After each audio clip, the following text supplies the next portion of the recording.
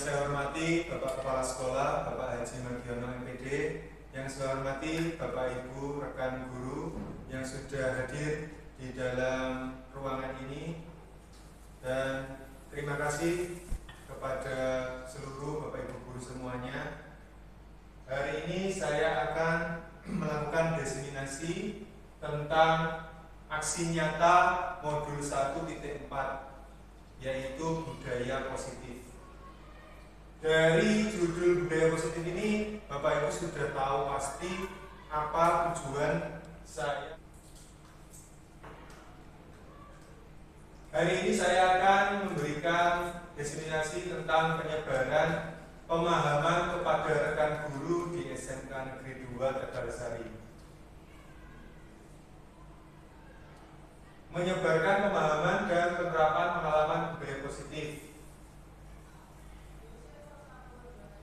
Konsep inti budaya positif itu ada 6, yaitu disiplin positif dan nilai kebajikan.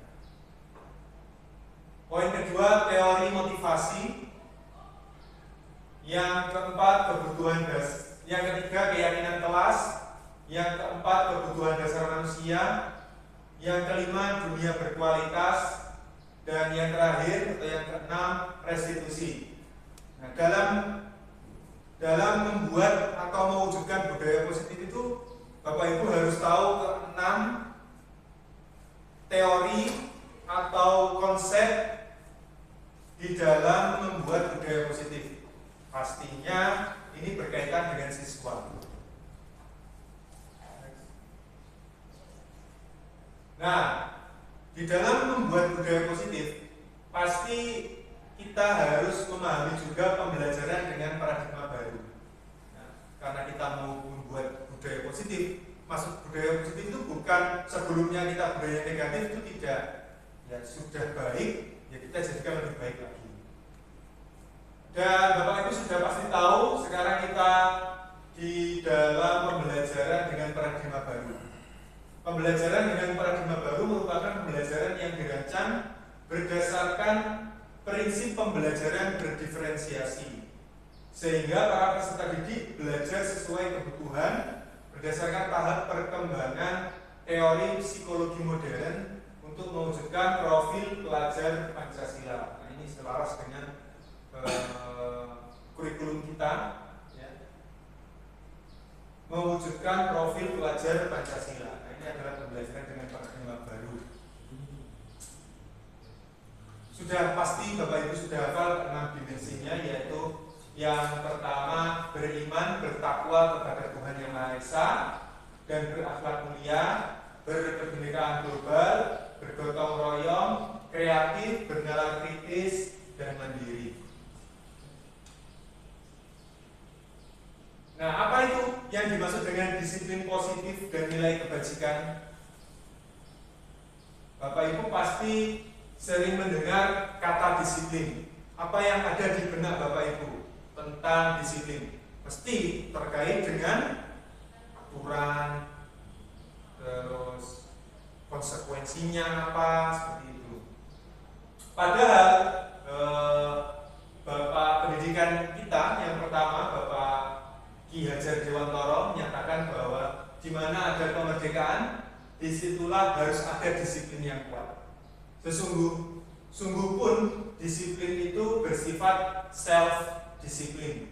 Jadi disiplin itu, kita mengajarkan disiplin positif kepada siswa itu motivasinya adalah dari dalam diri siswa itu sendiri.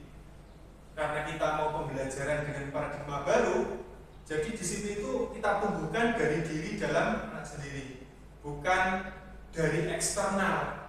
Karena saking banyaknya aturan, kita mau bikin aturan sebanyak apa, pasti nanti ada celah. Nah, kalau kita bikin paradigma baru, kita membuat budaya positif, disiplin positif, pasti anak-anak tanpa kita membuat aturan sebanyak mungkin, satu buku tebal misalkan, nanti anak-anak bisa budaya positif sendiri. Anak-anak tidak melanggar aturan, anak-anak semakin rajin dan lain sebagainya. Yaitu kita sendiri yang mewajibkan kita dengan sekeras-kerasnya, tetapi itu sama saja. Sebab jikalau kita tidak self disiplin, wajiblah penguasa lain mendisiplinkan diri kita. Nah ini, karena kita mau belajar paradigma baru tentang disiplin positif, jadi kita memotivasi anak-anak dari dalam, atau istilahnya di guru penggerak itu motivasi intrinsik. Dan peraturan demikian harus ada di dalam suasana yang merdeka. Jadi merdeka itu ada disiplin ternyata Bapak Ibu. Tidak yang Bapak Ibu gambarkan sebelumnya, kalau merdeka itu ya kayak gitu ya. Ternyata di merdeka itu, di kurikulum kita itu ada namanya disiplin. Tapi disiplinnya itu positif. Anak diajak berbudaya positif, mendisiplinkan dirinya sendiri. Ketika mendengar kata disiplin, apa yang terbayang di benak Anda? Apa yang terlintas di pikiran Anda? Kebanyakan orang akan menghubungkan kata disiplin dengan tata tertib. Kalau kita sudah dengar disiplin, pasti aturan, tata tertib, teratur, kepatuhan pada peraturan. Kata disiplin juga sering dihubungkan dengan hukuman. Nah ini, kalau ngomong disiplin pasti ada hukumannya. Padahal itu sungguh berbeda. Karena belajar tentang disiplin positif tidak harus dengan memberi hukuman. Justru itu adalah salah satu alternatif terakhir. Dan kalau perlu tidak digunakan sama sekali. Betul. Hukuman itu pasti masih ada. Kita sekolah pasti punya hukuman. Punya tata tertib tadi ada hukumannya. Kalau anak tidak pakai sepatu, hukumannya apa? Itu memang ada. Dan itu adalah salah satu motivasi eksternal untuk mendisiplinkan anak. Di kurikulum juga masih ada. Masih dimasukkan bahwa ada namanya hukuman, ada namanya hukuman dan penghargaan, ada namanya konsekuensi atau sanksi, ada namanya restitusi. Next. Jadi tidak seperti yang digambarkan di sosial media bahwa kurikulum merdeka itu anak dibiarkan saja, tidak disiplinkan. Kita tetap disiplinkan, tapi dengan paradigma baru, Bapak Ibu. Bukan yang ada di bayangan Bapak Ibu sebelum-sebelumnya. Termasuk saya juga, saya anggap ini anak nanti apa kita biarkan, apa gimana, tidak punya tata krama. Ternyata ada namanya disiplin positif. Caranya seperti apa? Nanti saya jelaskan. Nilai-nilai kebajikan. Nah, karena kita mau mendisiplinkan positif, jadi kita harus punya nilai-nilai kebajikan. Karena kita tanamkan nilai-nilai kebajikan. Nilai-nilai kebajikan yang disepakati bersama. Jadi sebelumnya kita di kelas itu membuat nilai-nilai kebajikan bersama. Anak-anak itu kita ajak diskusi bersama membuat nilai-nilai. Nilai saling menghormati, nilai kesopanan. Nah, itu adalah nilai kebajikan universal. Lepas dari suku, bangsa, agama, bahasa maupun latar belakangnya. Nilai-nilai kebajikan universal. Contoh nilai kebajikan institusi atau organisasi. Nah, di Kementerian Pendidikan itu ada nilainya adalah dinamakan profil pelajar Pancasila. Ada 6 dimensi: beriman kepada Tuhan Yang Maha Esa, berkebinekaan global, bergotong royong, kreatif, berjalan kritis, dan ada IBO, Primary Years Program (PYP), toleransi, rasa hormat, integritas, mandiri, menghargai, antusias, empati, keinginan tahunan, kreatif, kerjasama, percaya diri, dan komitmen. Dan ada nilai kebajikan dari organisasi keterampilan hidup atau life skill. Ada kebutuhan hidup dan keterampilan hidup. Nah, yang saya ambil adalah yang keterampilan hidup atau life skill. Dapat dipercaya, lurus hati, pendengar yang aktif, tidak mendengarkan orang lain, dan memberikan yang terbaik dari dirinya. Di dalam disiplin positif tadi, Bapak Ibu bisa menularkan ke anak didik Bapak Ibu. Bapak Ibu bisa membuat nilai-nilai kebajikan di dalam kelas. Sekarang kita belajar ke teori motivasi. Nah, karena kita mau bikin budaya positif, kita tadi sudah tahu apa itu artinya disiplin, terus kita sudah tahu nilai-nilai kebajikan. Sekarang kita belajar teorinya. Teori memotivasi anak-anak saat Bapak Ibu mengajar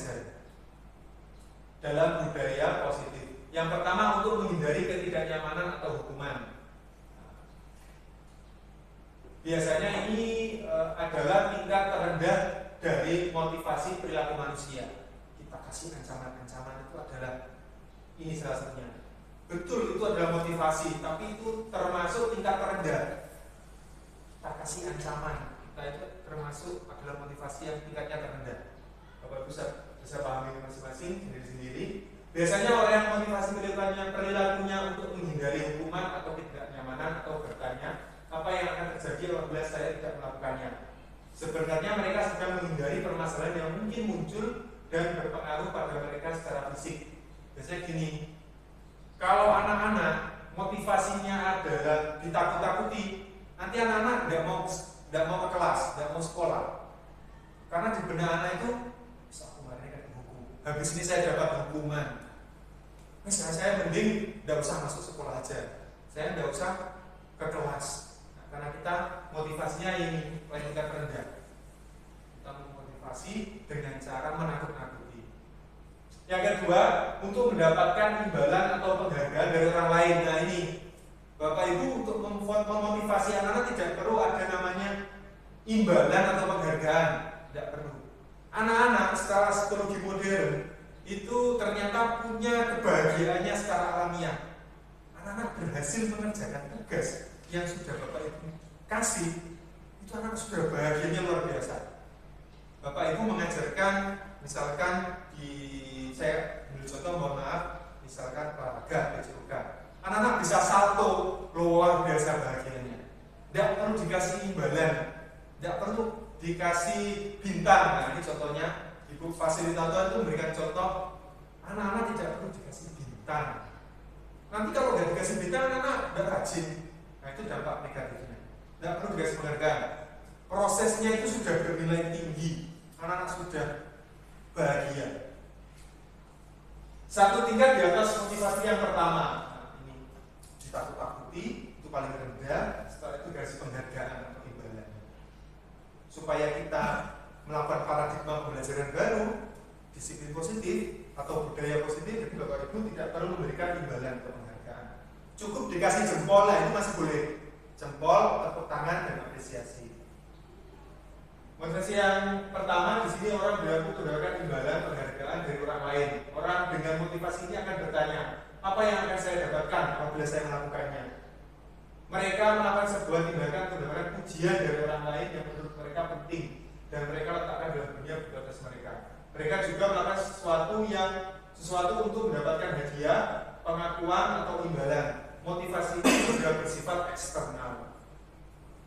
Yang ketiga, untuk menjadi orang yang mereka inginkan dan menghargai diri sendiri dengan nilai-nilai yang mereka percaya.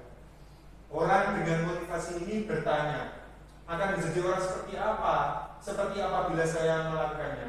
Mereka melakukan sesuatu karena nilai-nilai yang mereka yakini dan hargai, dan mereka melakukan karena mereka ingin menjadi orang yang melakukan nilai-nilai yang mereka yakini tersebut.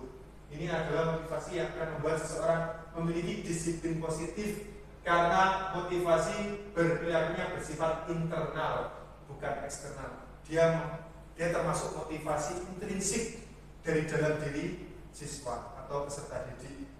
Nah, di dalam pendidikan guru penggerak, motivasi yang paling kita terapkan adalah yang nomor 3, Bapak Ibu.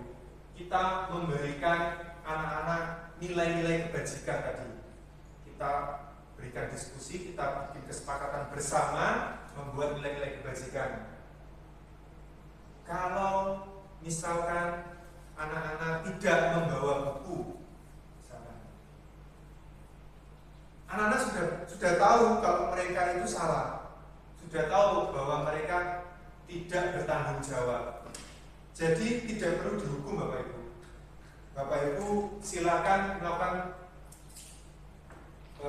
diskusi dengan menanyakan keyakinan kesepakatan keyakinan kelas apa yang sudah, misalkan si Alangga, nanti anak-anak sudah sadar dengan sendirinya. Jangan dilakukan lagi ya seperti itu. Next, miskonsepsi tentang teori kontrol. Teori kontrol ini sekarang sudah sering digaungkan dengan nama teori pilihan. Sama, teori kontrol atau teori pilihan itu sama. Bapak Ibu pasti kalau mendengar teori kontrol, mengkontrol siswa atau istilah lainnya mengkontrol siswa atau istilah lainnya mengatur siswa, mengendalikan siswa, pasti Bapak Ibu merasa saya ini loh bisa mengontrol siswa. Padahal itu anak-anak dengan terpaksa menurutinya. Padahal di dalam hatinya itu dongkol, biasanya seperti itu. Itu adalah ini yang dijelaskan oleh Dr. William Glasser bahwa Bapak Ibu itu adalah ilusi Bapak Ibu. Ilusi guru mengontrol murid, padahal guru tidak bisa mengontrol murid. Murid itu punya kendali sendiri dalam dirinya. Hanya mereka terpaksa. Nah ini, saya sering mendapatkan materi karena mereka terpaksa. Mereka tidak timbul dalam diri mereka sendiri. Mereka tidak tahu ada nilai-nilai dalam peraturan tersebut. Maka dari itu Bapak Ibu bisa membuat nilai-nilai di situ. Nanti kita pembelajaran saya jangan ada yang rame ya. Kalau rame berarti melanggar nilai apa? Seperti itu. Anak-anak diajari tentang nilai-nilai.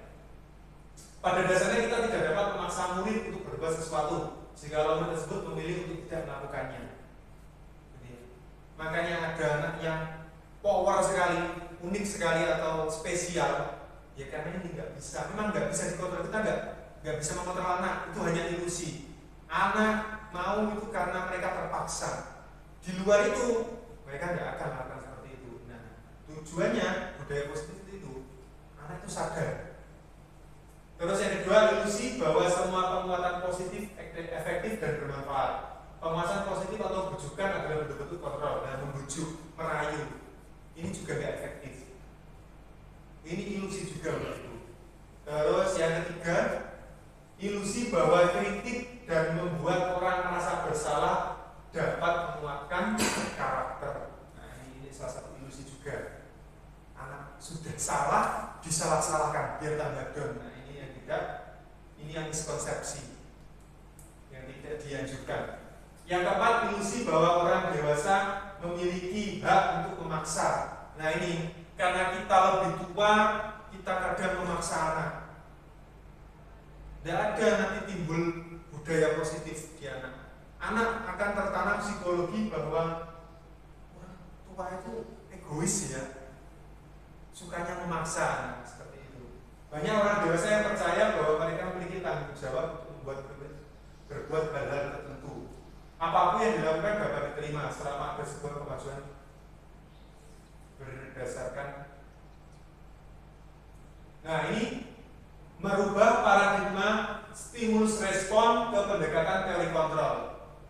Kita sebelum tahu teori kontrol, kita pasti melakukan namanya stimulus respon, yaitu yang kita lakukan sebelumnya, sebelum ada paradigma pembelajaran baru, yaitu menganggap kebutuhan kita itu sama. Saya ngajar, anak-anak itu butuh. Nah itu kita kan menganggap bahwa kebutuhan kita itu sama. Padahal kalau di teori kontrol atau teori pilihan, kenyataannya kebutuhan kita itu berbeda. Gitu ya. Anak-anak itu kadang beda-beda motivasinya. Gitu ya. Ada yang karena pelajarannya menyenangkan, ada yang karena gurunya, ada karena temannya, seperti itu. Semua orang melihat hal yang sama. Setiap orang memiliki gambaran yang berbeda. Kita mencoba di stimulus respon, kita mencoba mengubah orang agar berpandangan sama dengan kita. Di teori kontrol, kita berusaha memahami pandangan orang lain tentang dunia. Yang di sebelah kiri, perilaku buruk dilihat sebagai suatu kesalahan. Di teori kontrol, semua perilaku memiliki tujuan. Orang di sebelah kiri, orang lain bisa mengontrol saya. Ini yang kita anggap dari dulu ya. Itu ilusi Bapak Ibu. Ternyata kita nggak bisa mengontrol sesuatu. Di teori kontrol, hanya Anda yang bisa mengontrol diri Anda sendiri. Anak itu ya yang bisa mengontrol anaknya itu ya anaknya sendiri. Saya bisa mengontrol orang lain di stimulus respon. Di teori kontrol, Anda tidak bisa mengontrol orang lain. Nah, ini kenyataannya seperti ini. Anda tidak bisa mengendalikan orang lain. pemaksaan ada pada saat rujukan gagal. Di teori kontrol, kolaborasi dan konsensus menciptakan pilihan-pilihan baru. Di stimulus respon ada model berpikir menang atau kalah. Di teori kontrol, model berpikir menang. Next. Selanjutnya keyakinan kelas. Ya, konsep inti dalam membentuk budaya positif adalah keyakinan kelas. Nilai-nilai keselamatan atau kesehatan inilah yang kita sebut sebagai suatu keyakinan, yaitu nilai-nilai kebajikan universal yang disepakati secara tersirat dan tersurat, lepas dari latar belakang suku, negara, bahasa maupun agama. Kalau ada pertanyaan, gimana cara membuat nilai-nilai keyakinan kelas ini? Ya Bapak Ibu bisa menuliskannya supaya dicatat oleh anak-anak, supaya anak ingat. Atau ditempel di kelas boleh, biasanya ada nilai-nilai keyakinan kelas. Next. Pembentukan keyakinan sekolah atau kelas. Nah, biasanya untuk pembentukan keyakinan sekolah ini kita memerlukan cakupan yang lebih luas lagi. Kita membutuhkan siswa, guru, dan kepala sekolah. Untuk kelas hanya Bapak Ibu guru dan siswa saja. Poinnya yang pertama itu keyakinan kelas bersifat lebih abstrak daripada peraturan. Kalau peraturan kan sudah tertulis, tertuang, langsung kaku di situ saja. Kalau di keyakinan kelas ini berarti abstrak. Misalkan dia terlambat berapa menit, kita punya toleransi dan sebagainya. Kalau di peraturan itu kaku kan ya, di peraturan itu kaku. 15 menit jadi 15 menit. Lebih 1 detik pun itu dianggap terlambat, itu kan kaku. Keyakinan kelas berupa pernyataan universal. Betul. Pernyataan keyakinan kelas senantiasa dibuat dalam bentuk positif. Keyakinan kelas sebenarnya tidak terlalu banyak sehingga mudah diingat dan dipahami oleh semua warga kelas. Keyakinan kelas sebenarnya sesuatu yang dapat diterapkan di lingkungan tersebut. Semua warga kelas sebenarnya ikut berkontribusi dalam pembentukan keyakinan kelas lewat kegiatan curah pendapat. Bersedia meninjau kembali keyakinan kelas dari waktu ke waktu. Next. Kebutuhan dasar manusia. Nah, Bapak Ibu, sebelumnya Bapak Ibu sudah pasti tahu kebutuhan dasar setiap manusia. Dulu ada istilahnya kebutuhan dasar pangan, sandang, pangan, dan papan. Ternyata kebutuhan itu sudah berbeda Bapak Ibu. Tidak melulu hanya 3. Ternyata nanti kita jelaskan di slide selanjutnya itu banyak. Kebutuhan dasar manusia adalah segala sesuatu yang kita lakukan untuk mendapatkan apa yang kita inginkan. Seluruh tindakan yang kita lakukan memiliki tujuan tertentu dan semua usaha terbaik yang kita lakukan adalah dalam rangka agar kebutuhan dasar kita terpenuhi dengan baik. Next. Ada 5 kebutuhan dasar manusia. Ya, di teori modern sekarang kita mengenal 5 kebutuhan dasar manusia. Sama, kelima ini adalah yang dibutuhkan oleh murid kita atau peserta didik juga memiliki ini, kebutuhan 5 ini. Yang pertama adalah bertahan hidup atau survival, rumah, makan, minum, dan lain-lain, itulah bertahan hidup. Yang kedua, kasih sayang dan rasa diterima, love and belonging. Kasih sayang, teman, keluarga. Terus kebutuhan dasar yang ketiga, penguasaan atau power, kompeten, keterampilan, dan lain-lain. Yang keempat, kebebasan atau freedom, mandiri, otonomi, dan lain-lain. Yang kelima, kesenangan atau fun, bermain, tertawa, hiburan, rekreasi, dan lain sebagainya. Bapak Ibu harus paham bahwa siswa kita itu membutuhkan kelimanya tersebut. Jangan sampai Bapak Ibu menghilangkan dari kelima kebutuhan dasar manusia. Pasti mereka akan berperilaku tidak berbudaya positif. Selanjutnya, dunia berkualitas. Nah, di dunia berkualitas ini adalah dunia imajinasi Bapak Ibu. Anak-anak itu punya imajinasi ternyata. Dia punya dunia yang ideal buat dia.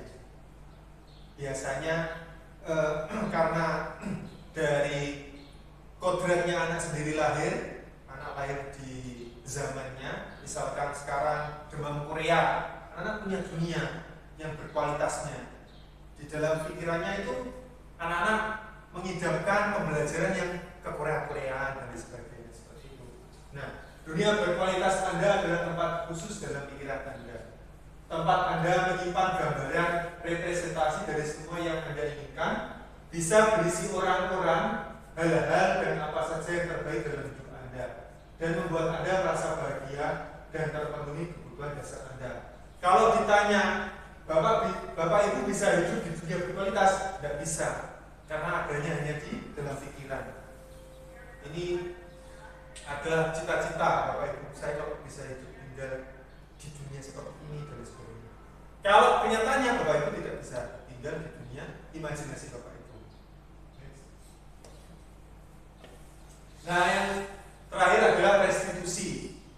Apa itu restitusi? Nah, ini adalah langkah-langkah yang Bapak Ibu bisa terapkan nanti di kelas. Restitusi adalah proses menciptakan kondisi bagi murid untuk memperbaiki kesalahan mereka, sehingga mereka bisa kembali pada kelompok mereka dengan karakter yang lebih kuat. Bapak Ibu pasti sudah sering melihat anak-anak melanggar peraturan. Pasti anak-anak di dalam dirinya itu merasa bersalah. Nah, merasa bersalah ini adalah identitas gagal.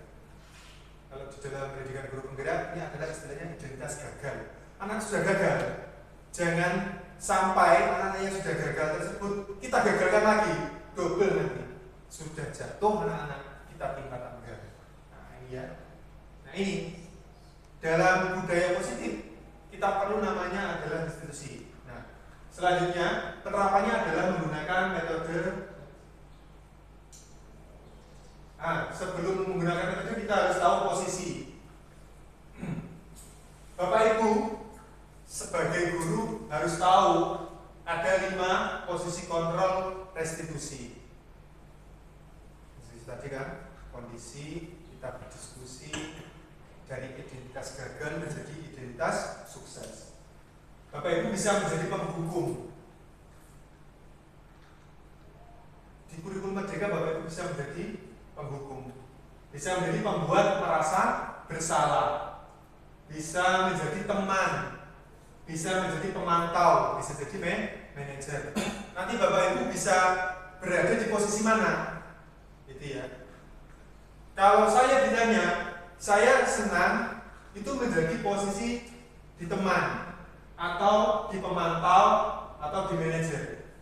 Yang paling positif sekali di identitasnya menjadi sukses adalah di manajer. Next. Nah, Bapak Ibu bisa melakukan atau mempraktekkan di kelas dengan cara segitiga restitusi. Yang pertama itu menstabilkan identitas. Setiap orang pasti pernah melakukan kesalahan. Kalau anak-anak datang dengan kesalahannya, Bapak Ibu bisa melakukan teori motivasi tadi dengan cara ini, menstabilkan identitas. Kenapa terlambat? Ini Pak, motor saya mogok, banyak bocor. Nah, Bapak Ibu jangan dihardik atau jangan dicaci maki atau disalah-salahkan lagi, enggak. Anak-anak sudah berusaha datang. Jadi Bapak Ibu bisa menstabilkan identitasnya. Dari identitas gagal, Bapak Ibu angkat menjadi identitas sukses. Oh gitu ya. Misalkan contoh, oh iya, sesekali boleh. Wong ya namanya itu takdir dan lain sebagainya. Seperti itu. Yang kedua adalah validasi tindakan yang salah. Kamu tentu punya alasan mengapa melakukan itu. Nah, tadi ya, misalkan dia tidak masuk di jam pelajaran Bapak Ibu, jangan digagalkan lagi ya. Dia sudah gagal, jangan Bapak Ibu gagalkan lagi. Bapak Ibu tanya aja, kamu kenapa nggak masuk pelajaran saya? Dia pasti punya alasan. Nah itu ya. Kadang nggak bawa bukunya yang sering kita jumpai, belangkong itu. Nanti kita tanya alasannya apa saja. Adakah cara yang lebih efektif untuk mendapatkan apa yang kamu butuhkan? Kita gali lagi, kita motivasi lagi, kita validasi tindakan yang salah tadi. Kita validkan, kita yakinkan bahwa itu salah. Seperti itu. Jadi anak-anak itu bisa berkata jujur gitu. Entah itu misalkan daripada nanti bapak ibu sudah hadir sudah anak-anak tidak memvalidasi nanti, tidak tahu jadinya nanti dia dongkol. Yang selanjutnya adalah menanyakan keyakinannya. Nah ini tadi yang keyakinan kelas tadi. Nah anak-anak sudah. Berarti kalau tadi nggak masuk pelajaran saya, keyakinan kelas apa yang misalkan si Alanggar, oh ini Pak, keyakinan bahwa datang tepat waktu, hadir di pelajaran Bapak dan sebagainya. Anak tahu kok bahwa anak-anak itu melanggar. Keyakinan kelas apa yang harus sepakati, kita ingatkan lagi, kita suruh buka catatannya. Kamu ingin menjadi orang seperti apa? Nah ini seperti ini. Anak nanti sadar, muncul dalam dirinya bahwa dia harus menjadi pribadi yang positif. Nah, ada 3 sisi. Sisi yang pertama tadi menstabilkan identitas yang sudah saya jelaskan. Ada sisi yang kedua validasi tindakan yang salah, juga sudah saya jelaskan. Yang ketiga menanyakan keyakinan. Ini istilah Inggrisnya. Ini yang dipopulerkan oleh Dr. Diana Gosen. Ya. Next. Oke, sekian dan terima kasih Bapak Ibu sudah hadir dalam sesi diseminasi. Saya akhiri. Assalamualaikum warahmatullahi wabarakatuh. Waalaikumsalam warahmatullahi wabarakatuh.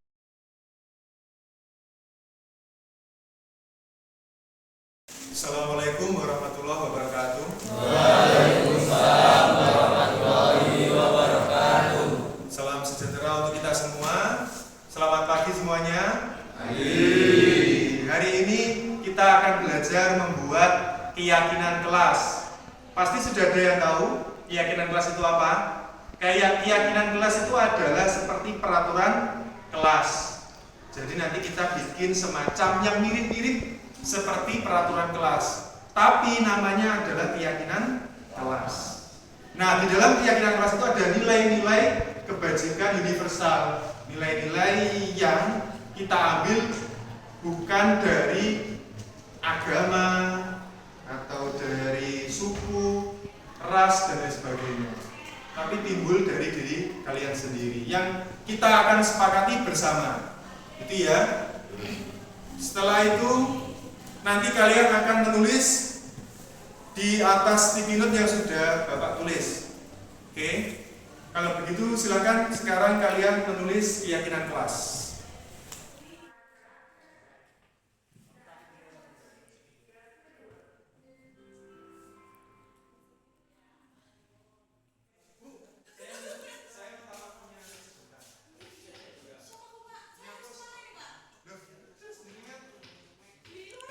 Oke, sudah semuanya? Sudah. Oke, silakan kalian tempel ke depan ya yang sudah Bapak sediakan. Silakan bergiliran satu-satu dari duanya. Silakan. Dua-dua juga boleh. Silakan Bapak. Atau disambung dari temannya yang lain. Berurutan. Betul.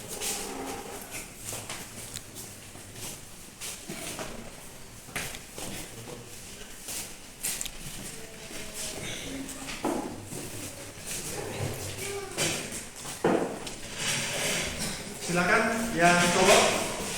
Silakan.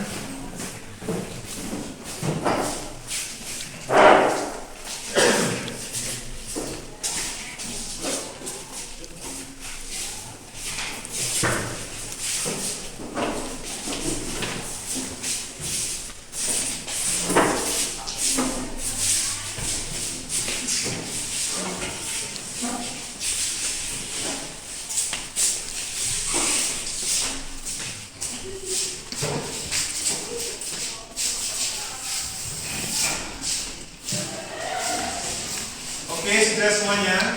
Oke. Setelah ini kita akan memilih 4 keyakinan kelas yang sudah kita bersama-sama sepakati ya. Oke, kita pilih. Di sini ada yang pertama masuk kelas tepat waktu. Gimana? Kita pilih ya. Ini sebagai keyakinan kelas kita. Oke, kita pilih yang ini. Ya. Terus ini sama. Saling menghargai antar murid dan guru yang mengajar. Kita sepakati sebagai keyakinan kelas ya. Ini sama, ini tidak sulit ya. Kita simpulkan. Setelah itu ini saling menghargai juga sama.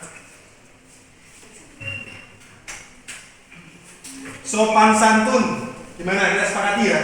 Sopan santun ya. Setelah itu kerjasama antar teman satu kelas. Kita sepakati ya sebagai keyakinan kelas. Oke, kita sudah pilih. Yang lainnya kita sisihkan dulu. Bukan maksudnya ini ya juga penting, tapi ini yang kita pilih ya.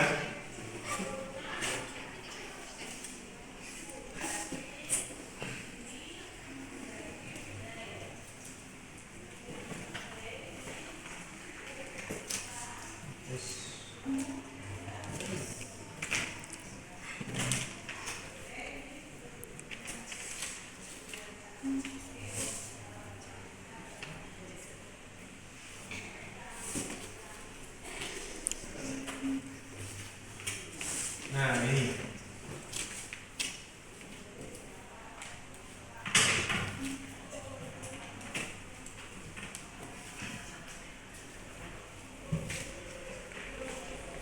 oke, jadi kita sepakati keyakinan kelas itu ada 4, yaitu masuk kelas tepat waktu, sopan santun ya, sesama satu kelas, sama gurunya juga. Setelah itu saling menghargai antar murid dan guru saat mengajar, dan kerjasama antar teman satu kelas. Jadi ya, setelah ini kalian akan menandatangani yaitu kesepakatan atau keyakinan kelas.